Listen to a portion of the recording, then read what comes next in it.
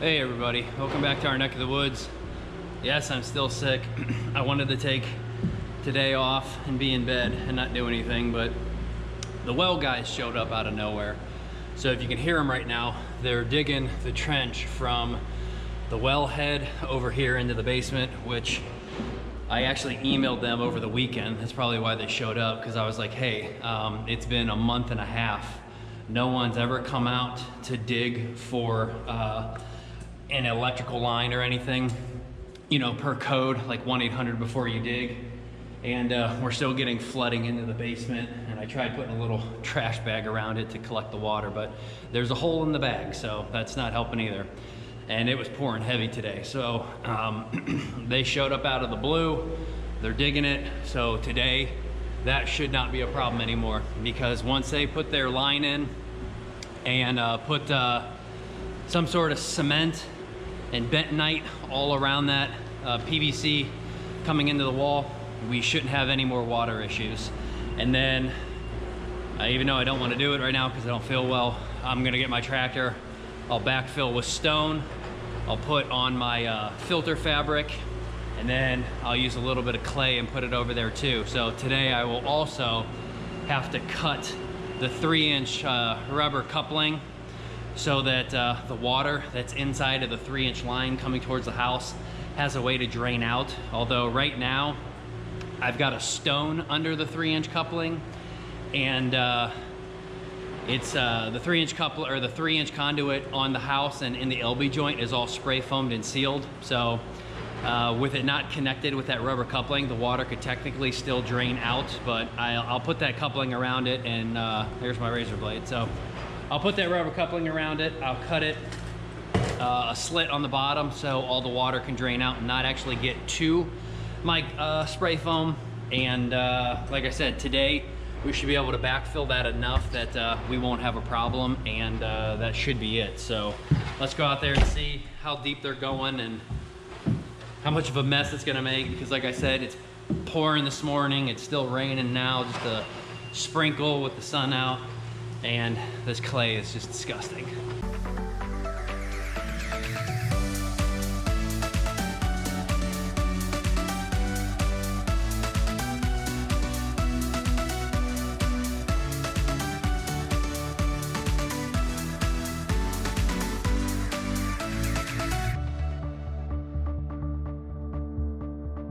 So that's where we got to get to. So we're going right next to the electric line.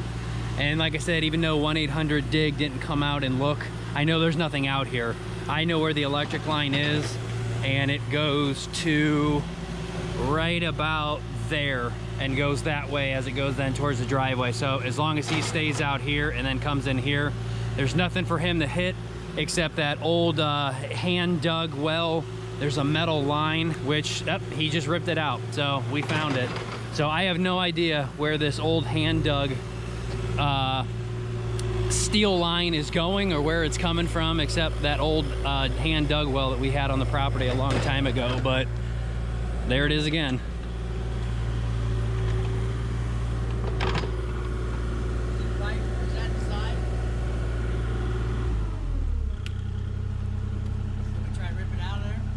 I just don't know where the hell it's going and what it was to. I felt it as I was digging it. Yeah, so I don't know what this is. It looks like an old galvanized or an old lead line that was going to a hand dug well right all the way up through the property, right where that like big tree, not that one, the one back there that you can see, there's an old hand dug well. I tore that line up when we went through the garage, and the trencher guy tore it up when we tried to put that 3-inch conduit, and there it is again. So that hand dug well, like 100+ years old, is going from there. Who knows how far back it was going. All right, so now off to find some filter fabric. I know I had a tiny little bit left over from that 100-foot roll that I was saving so that I could put it over top of there, and I could put it over top of here, because this is backfilling again too with looks like sand and other debris getting around there that I had it all dug out. But let's see if I can remember where that stuff is. All right, so they're still working on getting it into the house, but shows you what I know. What is awesome about what they did, I thought they were just gonna put the PVC line through my conduit and then put bentonite like packed in around it. But what they actually did was a 2-inch rubber coupling worm clamped around my PVC, and that necks down to their 1.5-inch line, which, by the way, we did decide to go to 1.5-inch line. Most houses only have about a 1-inch water line, but the reason why I wanted to do 1.5 inches is to take advantage of our well can shoot over 15 gallons a minute. So by doing the 1.5-inch line, we have the ability in the house, washing a car, etc. We can use all 15 gallons a minute of that. If we were to use the 1-inch line, we would have only gotten about like 10 gallons a minute, or for what they were saying. So again, we stepped up on the line. Better do it now than later. Right now they're doing the electric, and they'll be getting that into the house, but so far they just drilled a hole through the PVC pipe. They dropped down in a brass coupling with a rubber seal, and then a brass coupling and a rubber seal one on the outside, so the two rubbers are pinched against the 6-inch PVC pipe that goes down into the well. And then they just slip that 1.5 inch over a brass barb fitting, clamp it down, and we're done. So again, we shouldn't have any leaks into the house now, because that rubber reducer clamp is clamped to the PVC to their 1.5-inch line, and then they're still going to pack a bunch of bentonite around it and a bunch of bentonite clay around where we've got the electric line that's going in, but that's at a much higher elevation. So once they're done and they backfill with the dirt on the line, I'll get my tractor in here. I'll throw in that round stone there, put my filter fabric over it, and then we'll backfill with clay. And as long as we get a hell of a grade, we really shouldn't have to worry about it. But again, that bentonite around everything should help everything, and we should be good to go. But if the rain lightens up here, I'll show you, because I got my covers off on the GoPro and they can't get wet.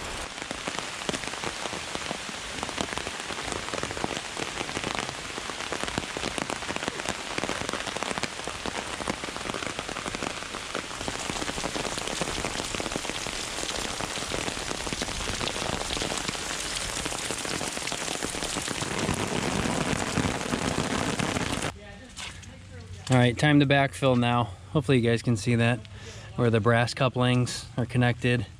And then over here for waterproofing, they just went ahead and put some spray foam around the reducers, and then we'll pack it in with bentonite.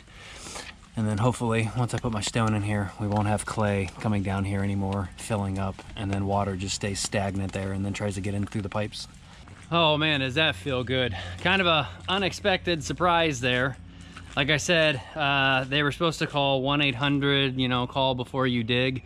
No one ever came out here, but you could still see where my conduit line left a little bit of a dip, so they knew not where to go.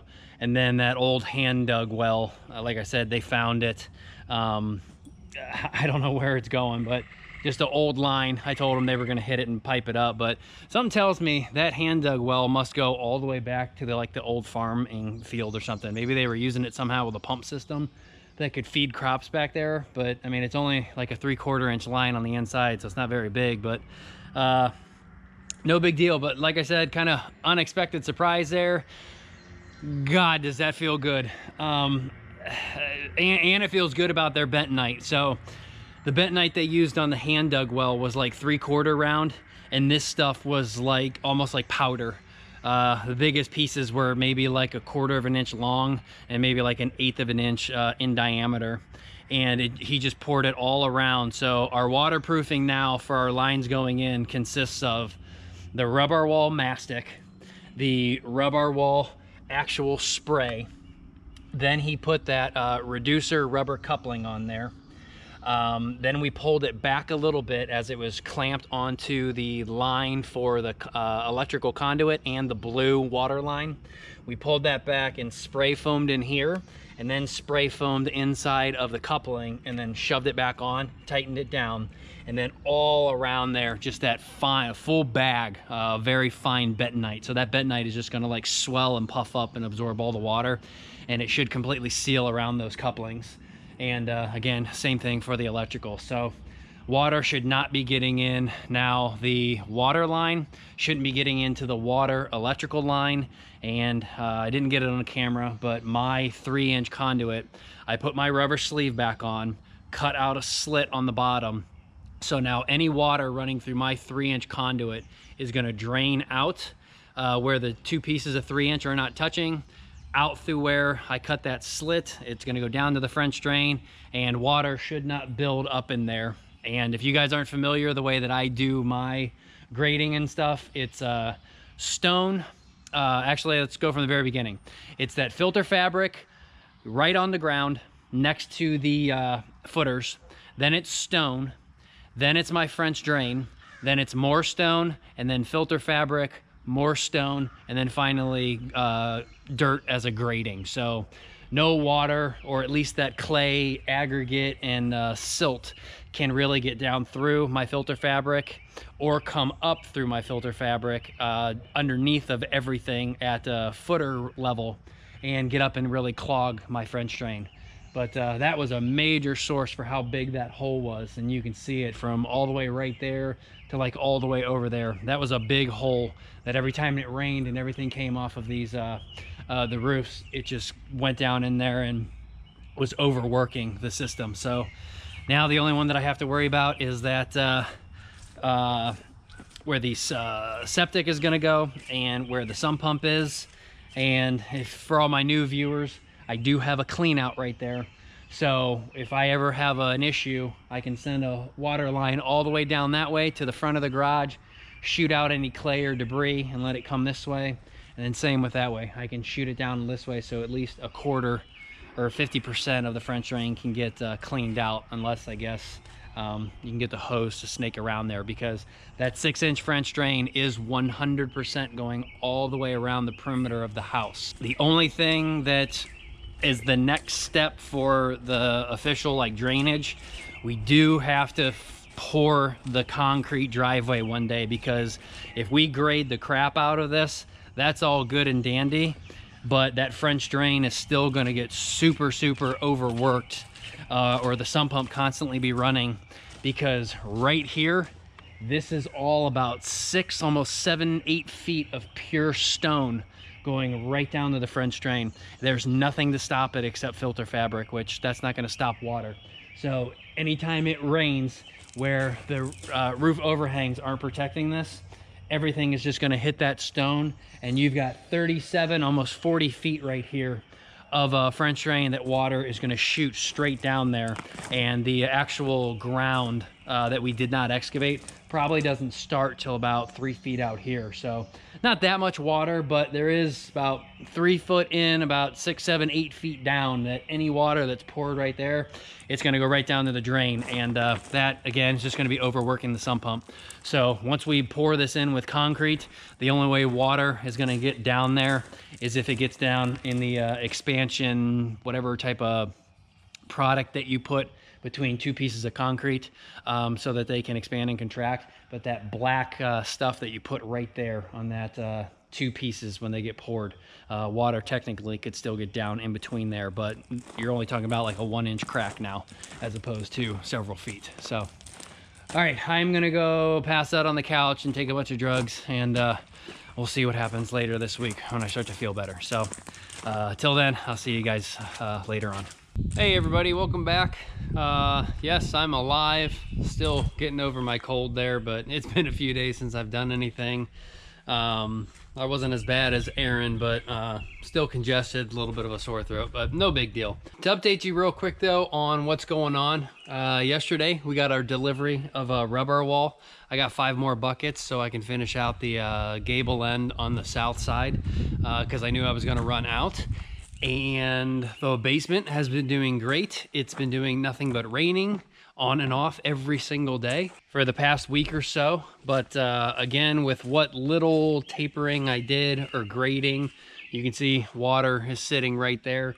But everywhere in these low spots right there, water is not getting into the basement, and it's not getting into where we filled and put all that bentonite. So that is awesome. 2 updates though, actually 3 updates on everything else. The well guys, they have hit me back with a price. I don't know what I'm gonna do because I love those guys, but they're looking at a 15 gallon a minute system, which I believe just consists of labor, a pump, a pressure tank, and really nothing else.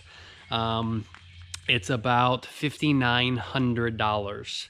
Now I know that pump is about $1,300. I can get a pressure tank from anywhere and a manifold and fittings, and my labor is for free.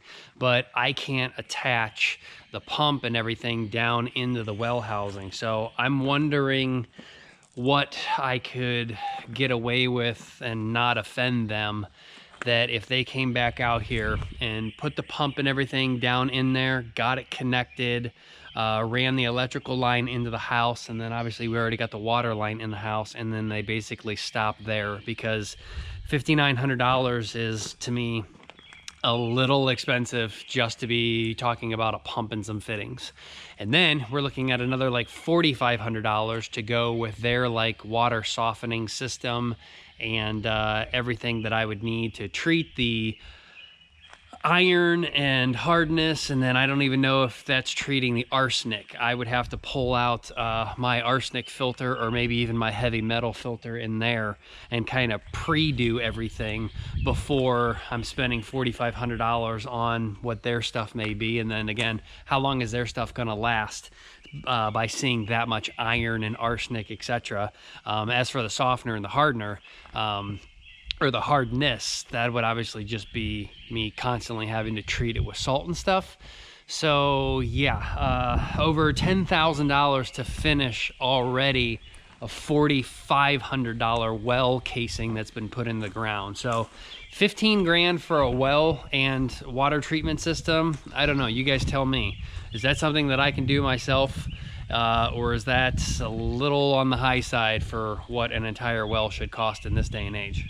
And then as for the front door, the general manager of who we're buying our door from swung by, and he actually brought the color samples with him so we could see it in person. And Aaron is much happier than what those pictures were showing. So that is the color that we picked. He said that he was going to go down to the factory just to verify that, because he didn't have the swatch on him when he was there last week. Looking at it in person for us. So he sent pictures to Aaron, I think, already, and verified that that was the correct color. If not, and the door got painted the lighter trim piece that it wasn't supposed to be versus what we actually wanted, then I don't know. Aaron hasn't updated me yet, but she also hasn't been upset. So it must be okay that things got worked out okay. And then last update, we got our quote finally for the metal roof, and I want to cry. So none of the trim work that I've bought will work. So that being said, I think I spent about $2,200 on some trim work that goes around where the gutters are going to go up that inside wall where the garage meets the house, and the outside gable ends. So obviously I haven't used all of it, so I might be able to return it. But their price for our metal roof just for the garage just drastically shot up like another $4,000 because of all the trim. So with tax and shipping just for the garage, I got hit with about $10,400 total. Well, if you take $10,400 for that garage and then probably double it for the house, I'm out of budget again. I can't do it. This sucks. Everything is just so freaking expensive. It's ridiculous. So I'm gonna have to talk to Erin and tell her the bad news. I just looked at the email a minute ago, but I think our house is going to have to be asphalt shingled for the next like 10 to 15 years, and then we kind of go from there. I don't think it's gonna last long though, because we're gonna have so much debris. I mean, if you can see up there right now, because of that overhang and how the wind blows, there's already debris sitting up there. So imagine all of that debris always sitting up there, unless I can, you know, wash the roof more often. How much mold is gonna grow. You're worried about now I am worried about like winter time where ice damming forms underneath the shingles, and that's where if any leaking inside of the house gets up into the attic and heats it up, it heats the roof up, it melts the snow into water, the water drains down and then eventually freezes, forms an ice block, and then the ice will actually start to back uphill, lifting up shingles and getting up in there and basically destroying the shingles and stuff.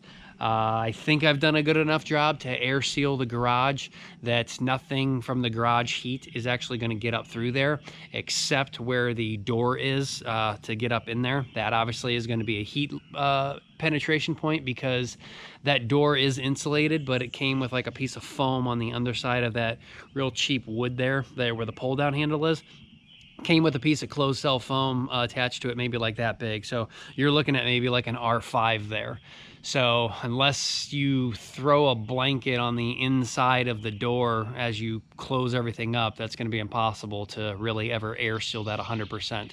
So we'll just have to see how much heat in the garage around 55 degrees, let's say in the winter, actually escapes up in there and then causes issues where underneath of the decking we would have ice melting.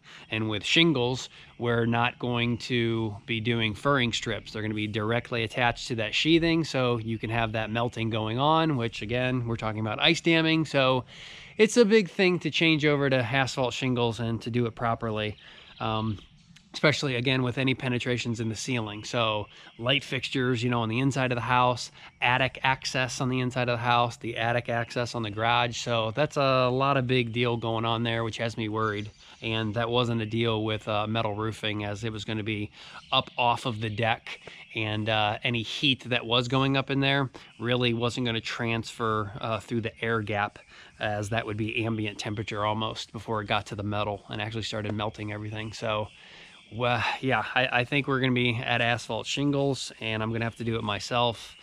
And I don't know, I'm just sad. That really sucks. But those are the 3 updates that I got for you guys, at least. The door will be here. A fourth update. The garage door company says that the panel got in like 3 days ago. And right now it is Friday, whatever it is this week. I'll be giving you guys this video probably Saturday or Sunday. So I don't even know what day it is, the June 12th or something like that, or the 11th, whatever. But the panel has been here for 3 days now, and they called me up and said, when do you want it? And I was like, let's just go. Let's get them installed. And they're like, oh, we can't do it for 3 weeks. Perfect. Thanks for the call. So I can't, the garage doors are here, but they'll be installed in the next 3 weeks. So, don't know when I'll be able to get that video to you guys, but, we will have garage doors, but not a bad thing that it's taking a little bit of time, because I'm still waiting on the trim pieces. And guys, that's maybe another 5th update that I can give you guys. We have picked our siding. I know people are going to yell and scream, at least some of you, but we have picked LP Smart Siding in primer. So I am going to be caulking and painting the crap out of this stuff to make sure that it does not fail, that we get good penetration of, you know, caulking and everything, like around, like right here where the LP is going to sit down on here, so water doesn't want to get up and hurt the LP on the back side. Again, if the LP were to sit, you know, just like that, we need to make sure that all of these ends are crazy painted and caulked. As you can see, this piece has been sitting outside, and look how wet it's absorbed and not drying. So yeah, we need to do our best to make this stuff last, because I know in a wet environment it doesn't. So those pieces are all in. We went ahead, and it was actually cheaper the way that we're going to do the garage. At least we got 4x8 sheets of LP. So those are 8 foot tall right there. So I'm just going to stick a 4x8 sheet up on the outside of this 4x8 sheet, nail it down, and then we've got 2-inch batten strips that we're going to do every 16 inches on center. So we wanted a small strip, and we wanted them more spaced out, because most board and battens that I see, they just look way too close together, like maybe 12 inches or so on center. But then if you use a real fat batten, then your battens are really close to each other. So we're going with a more spread out, and we're going with a smaller batten, so that'll give us much bigger vertical lines, and I think that's going to look good on top of, people have been asking about the rain screen, and I've been thinking about the rain screen. Well, I think I'm probably not going to do a rain screen because we are going with the 4x8 sheets.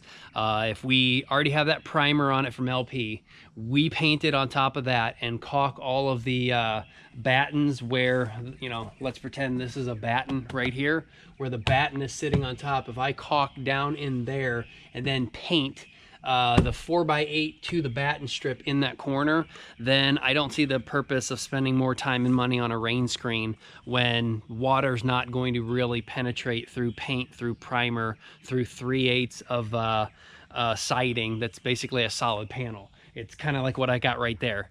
That is a Zip R panel with their product already on it. Do you guys think for the last 3 or 4 or 5 months that Zip panel's been up, that water has just been pushing through when it rains and stuff? No, I don't think so. And I don't have any rain screen stopping the zip getting to any of my studs or my inside insulation that was spray foam. So why do it out here? I think the zip will be able to handle it. I will caulk all the nail holes and caulk all the seams where 2 4x8 sheets come together before I put on a batten. So I'm really going more of the putting the raincoat on the house and protecting it from water, as opposed to letting the water in and then worrying about how the water is going to get back out. And then really, I'm only worried about that on this garage wall here. I'm not worried about a rain screen with ICF foam that can get wet, and I'm not really worried about damaging. And I'm not worried about an underground approved water sealant that is thick as can be of a rubber coating that's put on there. I'm not worried about moisture or water getting behind that and hurting the ICF. Obviously, if moisture got around the LP on the backside, that's an issue. But again, with a 4x8 sheet, how is water just going to decide to go straight through a piece of paneling with primer and paint on it that it's going to damage it from behind? So yeah, so those are all in. The battens are in, the window trims, the other trims are in. The only trim piece that hasn't showed up yet is the 16-inch wide ones or 12-inch wide ones that I've ordered that are gonna go here on the garage. So we're gonna put those 12 inchers up here, completely seal this off with corner pieces. And again, we'll caulk in here. And then the garage door people did show up and give me a sample, and this is what this looks like. So this right here is going to go like that. And if you look like right down here, I test fitted a piece. So that is going to go right there like that, where this rubber flap sits against the garage door. This piece goes in here and attaches like that. I am going to run the LP piece down here. So this will go on top of it. So this will sit right there where it is. It'll get kicked out a little bit more for how thick the LP is. And then we'll go ahead and caulk and black paint this so that it matches. So that's basically what you'll see when the garage door is open. But from this side, you'll be seeing that looks actually really good, that's how that does that. So I just basically have to cut a piece out that will go from here, and then a 2-inch strip that will go all the way to the ground. And then that will stick on there and hide that. So everything is starting in motion. We've got all the pieces and everything coming. We just need to go get everything and finalize it. And then we're gonna be really close knocking this garage out and finishing it. So we just have to go pick everything up and then we'll go from there. But at least for today and tonight, I'm gonna finish wiring on the inside of the house, and we'll see you guys back when we pick up all the products.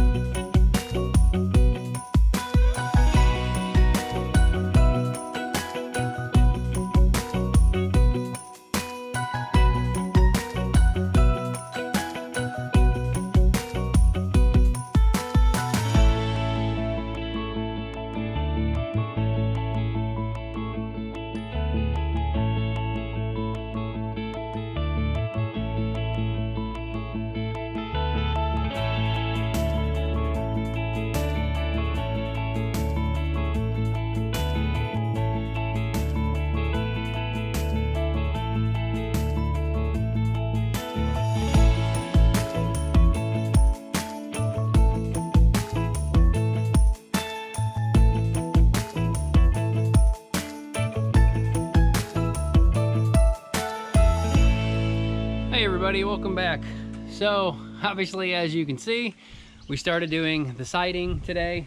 I was gonna get this video out this past weekend. It's Monday now. I was gonna try and get it out on Saturday and Sunday, but the lumberyard lied and they did not actually have the panels in stock. So there was nothing that I could do on Saturday or Sunday as far as installation. Or installation. They did have panels there though, and apparently LP makes two different panels. They do make a 4x8 sheet panel, 3/8 of an inch thick. But it specifically says on the back of it, do not use it as siding. Apparently, it's non-perforated soffit material. The only difference that I can see is all four edges. They're not painted, and these panels have a tongue and groove setup. So, I don't know if you can see it over here, but up there, it's got not a real tongue and groove, just basically like a upper and a lower.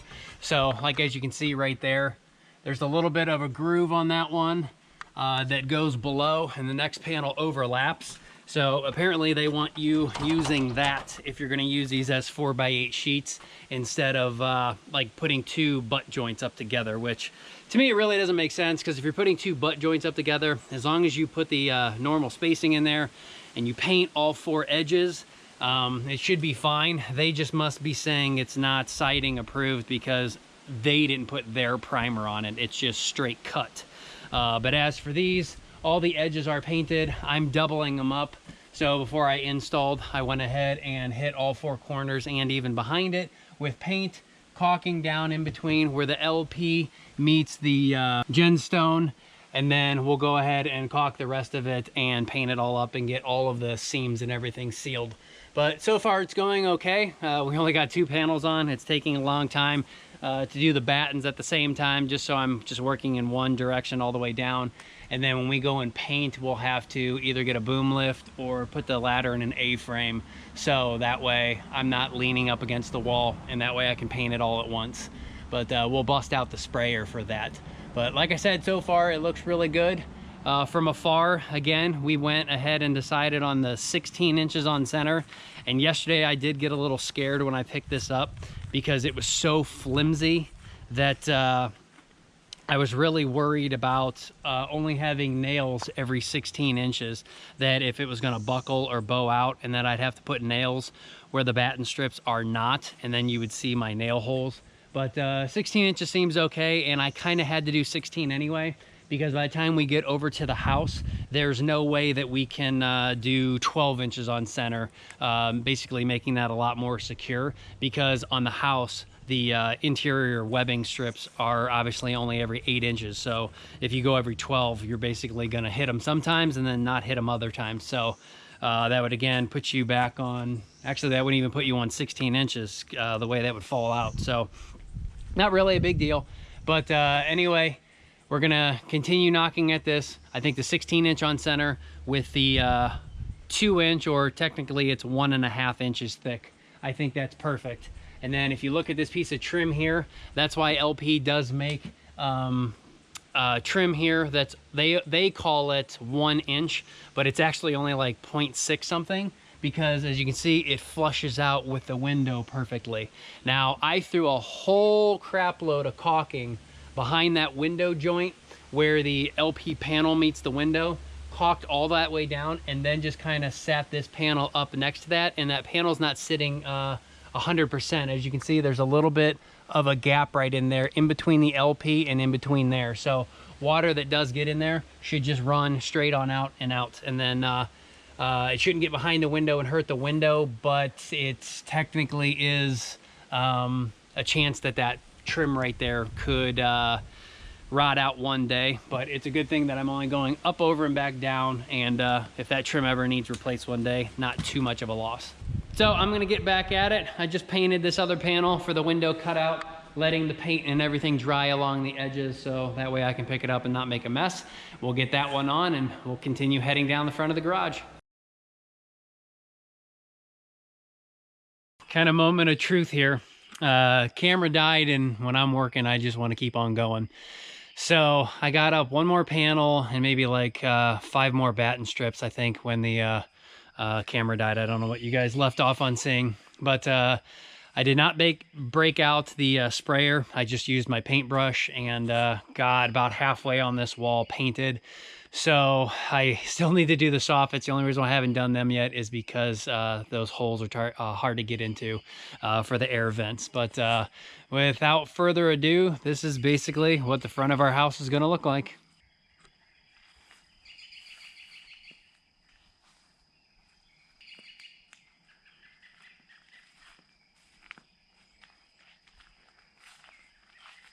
So what do you guys think of that? That is basically a very black house.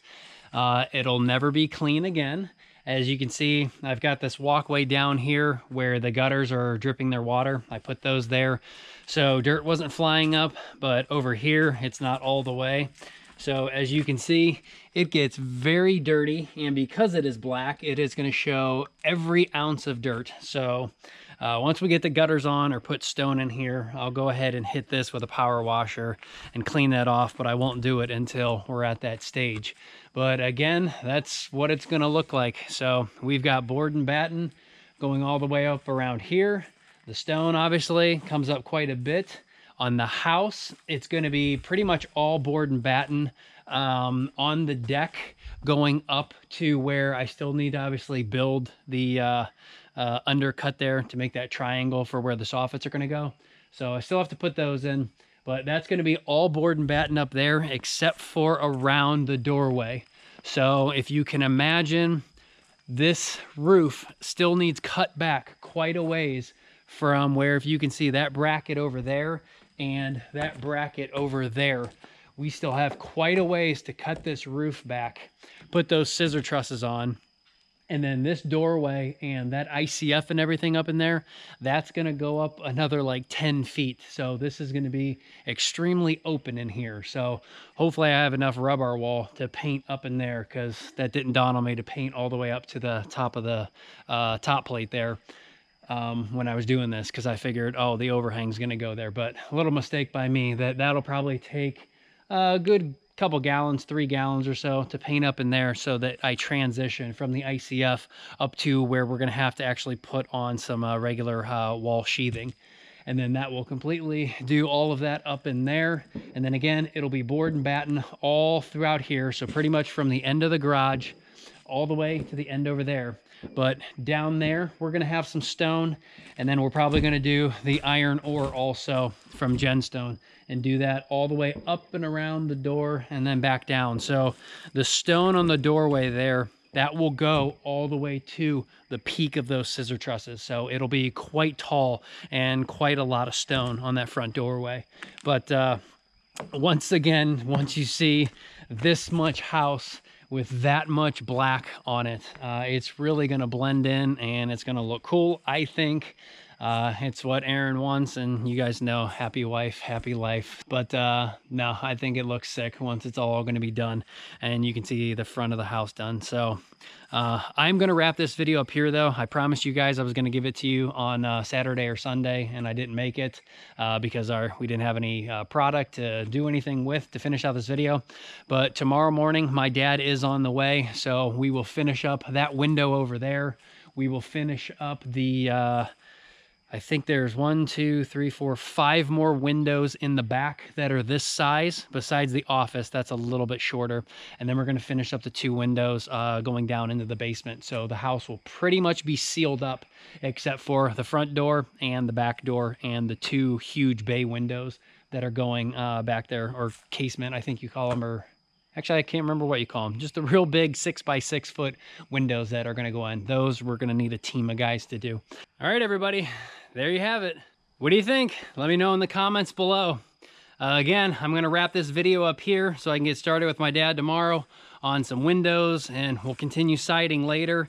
And then we also eventually have to get a lift out here and start working on the trim going up in here, because again, Aaron and I have decided on shingles, so I don't need to spend any more money on trim work. All of the gutter trim I can put up, all of the trim running up there on the side of the house where the top of the garage is. And then again, we eventually have to start working on all of the trim and the under soffits for the house and all that stuff. So we'll get started on that in another video. But again, If you guys enjoy this video, like our progress, please hit that like button. The more you guys hit that like button, the more we get out to other people, so other people can see what we're doing and can see the products that we're using and stuff like that. And comment if you guys got anything to say. Let me know what you guys think about the black. It still needs one more layer of paint. Obviously black does a good job covering it up, but there's definitely still a few spots in there that need covered up in another layer.